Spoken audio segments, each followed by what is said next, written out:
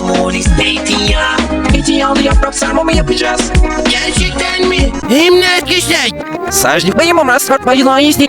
Hayır, silahım silah. Halis molis zeytinyağı. Zeytinyağlı yaprak sarma mı yapacağız? Gerçekten mi? Alice Molis zeytinyağı. Zeytinyağlı yaprak sarma mı yapacağız?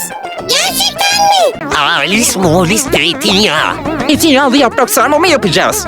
Gerçekten mi? Alice Molis zeytinyağı.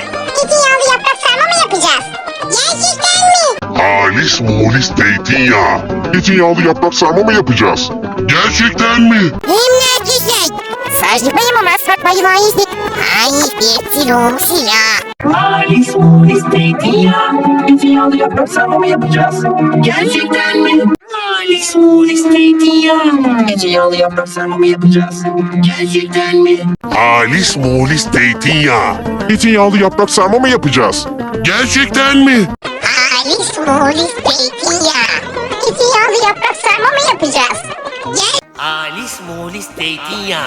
Zeytinyağlı yaprak sarma mı yapacağız? Gerçekten mi?